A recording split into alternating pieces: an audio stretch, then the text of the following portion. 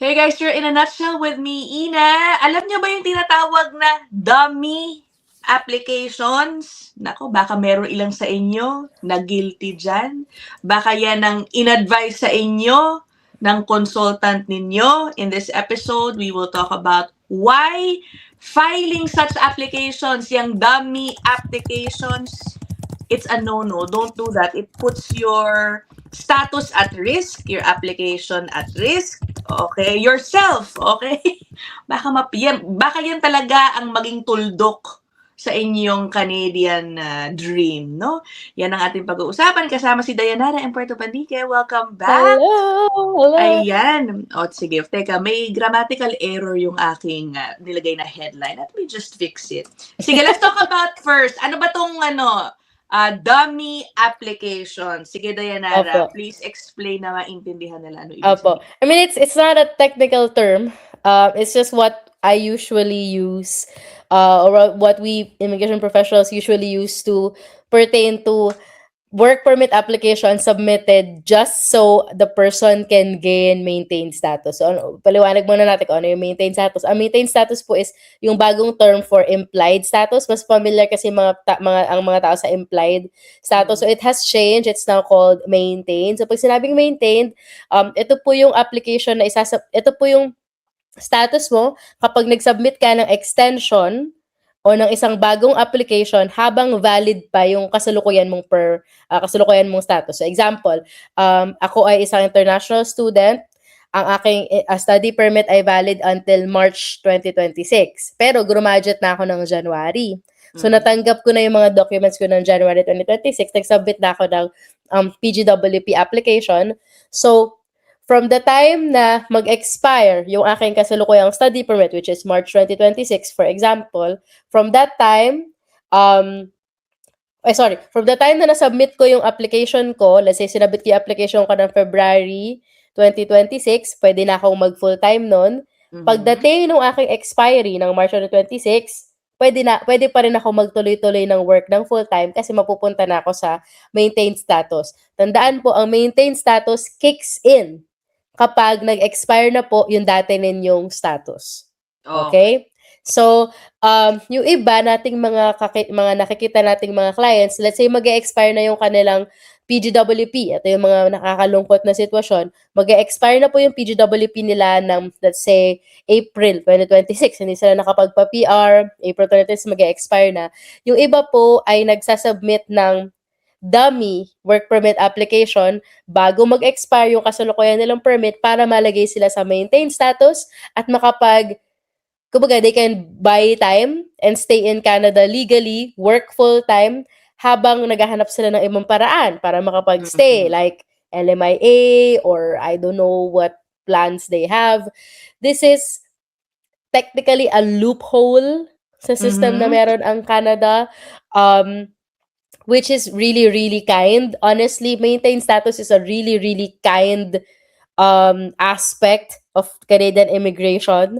And also really helpful kasi because of the long processing times na meron tayo, talaga namang helpful na merong maintained status para hindi kailangan huminto ng worker bago hindi niya kailangan actually hintayin yung permit niya, 'di ba? Parang it's a helpful mechanism which is currently, or as we can see, being abused by some, as per usual.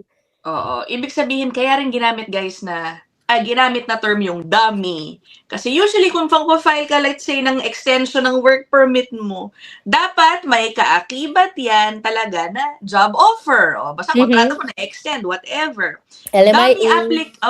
Dummy application, sinasabit nila kahit wala naman talagang job offer, humihingi sila ng extension. So, parang blanco. Obviously, i-refuse din yun. But again, it is being done to buy time in the hope na, well, una sa lahat, makatrabaho ka pa rin, di ba? Kasi nga implied status ka. Pangalawa, yung iba, ginagamit yung ilang buwan na yan para maghanap ng tunay na job offer. Baka sa panong yan. Okay, and then they will file a second one later on, hopefully, no? With a real job offer. With a real LMIA na. With a real LMIA. Yon ang nangyayari, guys. Now, let's be real, Dayanara. Some consultants actually suggest this. Okay, meron ng mga lumapat sa akin, sige mag-file para implied lang. At least nandito ka pa, ganito, ganyan. Why is it, it's not right, no? I don't think it's right. Oo. I personally don't do it as an immigration consultant. I personally don't do it, and I don't recommend it unless there's let's say there are some ways by which it can be helpful, but I mean I've seen one client do this. Kaya lang sa case niya, meron kasi silang express entry invitation eh. So actually, I told her, hintayin mo na lang sana yung AOR. Yung timeline masyadong tight. So, she had to do it that way. But the good thing is, bago pa ma-refuse yung in-apply niya na application na yun, ay na-PR naman sila. So, walang issue. Walang issue. Okay. But not everyone is as lucky.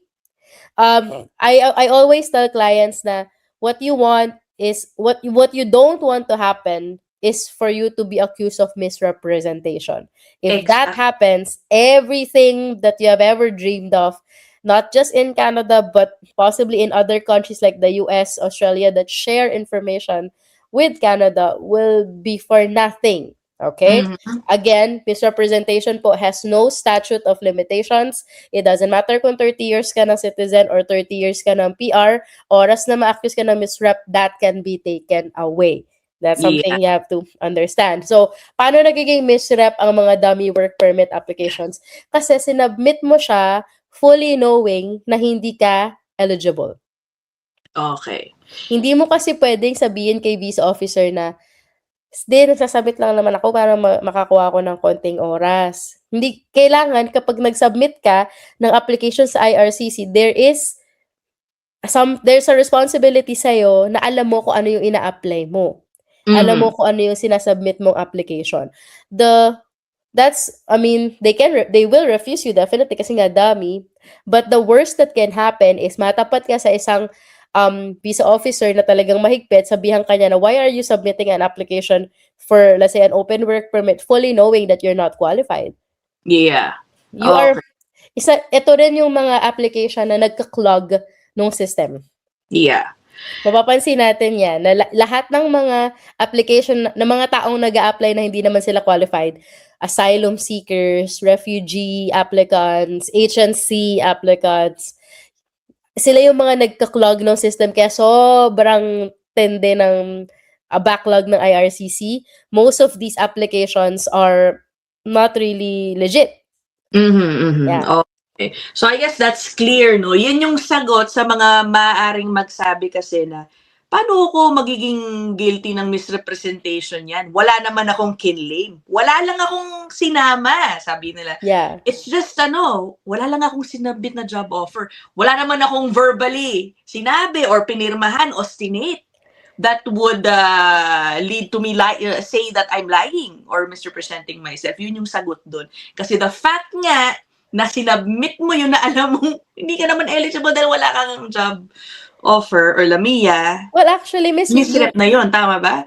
Opo, there is a part sa IMM 5710 form na may drop down button doon na ilalagay mo kung anong type of work permit yung ina-apply mo. Is it an LMIA exempted work permit? Is it an open work permit? Is it a post-graduation work permit? So kapag ang sinagot mo doon is LMIA based work permit, tapos wala ka naman nilagay na LMIA, then yeah. What, can you leave that blank? Or will the application proceed if blank to you? I haven't tried that before, if you leave it blank. But kasi most of the people I apply to, talaga namang may legit silang, LMIA. Again, I don't do this practice. And if you find an RCIC who's suggesting this to you, you probably have to run far, far, far away. Okay. Because if they're suggesting this, then who knows what else they may suggest to you. Okay. Okay. And sa aking pagre-research, bago kami mag-record ni Dayanara, syempre guys, nasa radar na rin to ng IRCC. Siguro dati kasi nakakalusot, sabi nga na Dayanara, it's a loophole. It's a loophole. But apparently, nakikita na ng IRCC yung trend na dumadami ang gumagawa nito to buy time. So there was a policy announcement. A policy change sometime last year addressing this. Apo. which basically, according to my readings, no, sa iba't ibang mga immigration na websites, Opo. is, halimbawa, tama ba yung pagkaintindi ko, Dayanara? No? Meron kang dummy application. Sumakto, habang naka-implied status ka, doon ka nakahanap ng totoong LMIA. Nakakuha ka ng LMIA employer mo. And then you file work permit based on that one, the real, genuine LMIA. Doon daw sa policy change, kapag nakita na ng IRCC na meron ka ng naunang dummy application, yung pangalawa mo na sana totoo, maaaring refuse din. Refuse. Or automatic refuse. Automatic refuse. Apo. Ayun, guys. Dati po kasi nangyayari is parang there's double maintain status dati na may maintain status ka dun sa una mong application tapos nag-submit ka ng pangalawa. Dahil may pangalawa kang application kahit ma-refuse yung una, pwede ka pa rin magstay sa Canada, maintain ka. Kumbaga may authorization ka pa rin. Ngayon po hindi na because of the change of the rules. I think it was 2024. Tama ba kung may 2024 yung rule na to, I think? O 2025. 2025 yata, no? Early 2025. Okay. Because of that, any application that you submit na pangalawa siya, meaning after siya nung nauna mong sinubmit, let's be dummy or anything, affected siya automatic pag na-refuse itong isa. It is a mechanism to probably stop that abuse na ginagawa po ng mga, alam naman natin yan, bad actors, just wanting to maximize yung stay po sa Canada. And unfortunately, like you said, Miss, may mga immigration professional talaga na nagre-recommend ito. Treat it as a test to them. Kapag nag-recommend sila sa'yo ng something na illegal, then they just show their character. Yeah. Ang masaklap dyan, no, guys, alam ko, syempre sabihin nyo, hindi ko naman alam, yan nga ang sinabi sa akin ng consultant ko, akala ko naman okay. Alam mo, the laws here, unfortunately, alam mo, it's lax. Medyo kulang ang ngipin patungkol sa mga consultants who give bad advice. Actually, kakapunta ko lang dun sa isang website, no, about immigration din. Merong talagang note doon, parang a reminder that all applications made, sa'yo yan. Kahit pa consultant ang gumawa, nag-fill up para sa'yo. Yes, that's your responsibility. In short, IRCC is saying na even if nabigyan ka ng bad advice, hindi mo yan pwede isisi doon sa consultant. I mean, sometimes in federal court, it helps. Sometimes. But overall, you also have to trust your gut. In a way, tama ba itong gagawin ko o baka magka-problema ako? It's always, like ko sinasabi to, para rin kaming doktor in a way, yung mga RCIC, or lawyers, pagka meron kang concern or meron kang suspicion, it's always better to have someone that you can contact to confirm whether what you're going to do is correct or not. Okay, but the thing is, humans, we make mistakes, sometimes, these professionals would suggest that you do this kasi pag pumayag ka, babayaran mo sila to do the dummy application and then alam naman nilang ma-refuse pero wala kang magagawa, binayaran mo na sila eh. Correct. Ay nako, tapos pag na-refuse na kayo guys, may 90-day restoration period ka. Halimbawa, no, pagkakakitaan na naman nila kayo, no, sige, ako wala ka ng choice oo ka na niyan dahil ako kailangan mo magpa-restore. Visitor application mo, ganyan. Ako lang yung sinasabi, kung tutulungan ka mag-restore ng visitor, ma'am or sir, alam mo naman na wala kang magagawa, di ka makakapagtrabaho sa Canada, di ka makakapag-aral, di ka makakapag-apply ng work permit kapag nakakuha ka ng LMIA. So, bakit ka magsistay as a visitor? Para saan? Kung wala ka namang ibang prospects. Okay. Di ba po? Parang ilan lang yung mga tao na dapat mag-apply ng visitor kapag mapapaso na yung work permit nila na wala silang LMIA, na ilan lang yung dapat gumawa nun. Pero hindi, kung wala ka na talaga hinihintay, it's probably better to return home and wait for an LMIA from the Philippines or other countries kasi doon ka naman talaga pwede mag-apply, hindi inside Canada. Yeah. Actually, magandang episode yun. Separate episode about applying for a visitor record. Kasi alam ko, marami din talaga yan ang nagiging option nila ngayon. Okay, anyway, ano tong next question ko? Alright. Ito na, napanood nila tong episode natin. Halimbawa, Dayanara. At nandun Opo. sila, naku nakapag-file na ako ng dummy application, Dayanara, hindi ko naman Mhm, alam na mhm, bawal pala yun. mhm, mhm. And they're watching this. So what can they do now because they don't want to risk their next application sakali mang makahanap na sila talaga ng employer Ng na kailangan. LMIA? Mhm, Meron mhm. pa bang magagawa? Well, you have two options. Either you wait for you to actually be refused, Mhm. and then when you refuse, and kumbaga magdasal ka na hindi ka nila i-misrepresent, i-refuse ka lang nila. At kapag ka refuse ka nila, binigyan ka nila ng 90 days to restore. And hopefully by then, sana may LMIA ka na, then works out perfectly well. Okay? But remember, you cannot work, kahit may LMIA po kayo, nag-apply kayo ng work permit, you cannot work without the actual work permit arriving. Okay. Okay? Pero hindi ba nga ma-refuse na yun, yung sa pangalawa? Ay, hindi po. Kung sakali namang hindi pa sila nag-a-apply ng pangalawa. Kung sakali man po. Sorry. So, you're asking me, what if nagkadalawa yung applications? Hindi, Meron kasi silang sinabi, dami sa una. sabi na, Okay.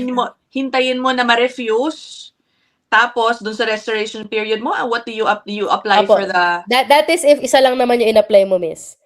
That is if isa Okay. lang naman in-apply mo. Pero kung nagkadalawa ka ng app, yung isa is dummy, Ah, yung isa is by LMIA, that's what you're asking po, yung case na ito. okay. In this case, what actually I would do is before ako yung gagawa, what I would do is, kung may LMIA na talaga na legit dito para sa pangalawang application, I would most likely submit this first and then withdraw the first one. Bago pa magkaroon ng refusal. That way, hindi siya refused, it's withdrawn. All right. So the other one doesn't get affected. Or I would withdraw this one first and then saka ko to isasubmit. Okay. But the main issue with this one is, ano yung status mo sa Canada dito sa pangalawa? Kung naka-maintain status ka dito, then maapektuhan pa rin siya.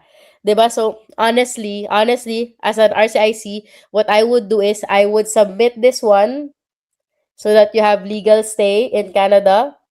Okay? And then I would withdraw the first one. That's how I would send a withdrawal for the first one. Okay. That's how I would do it.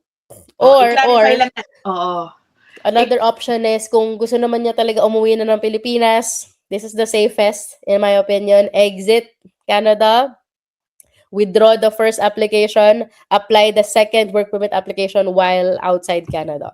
That for me is the safest. Okay. So guys, ang mahalaga, no, yung sinasabi ko pala kanina na mare-refuse automatic yung pangalawa is if sabay silang naging pending. Sabay silang ongoing. Gumugulong. Kailangan mawala muna yung isa. Yung una, yung dummy mo bago ka mag-file ng panibago. Or better yet, huwag ka na lang kasing magdami. Exactly. Kung meron ka namang hinihintay talaga na LMIA, alam mo na yung employer mo nagpo-process na siya, may hinihintay ka naman talaga legit, umuwi na lang po kayo. Kasi para sa akin, mas safe yun. Yan. Okay? Pero, okay. Meron ding isang paraan. Pwede din naman po na kung, let's say, nasa ending na yung LMIA application. Kumbaga, matagal nang na-lodge, tama naman yung pagkakagawa, reputable naman yung immigration professional na gumawa ng LMIA application mo, binayaran siya ng employer mo, walang problema.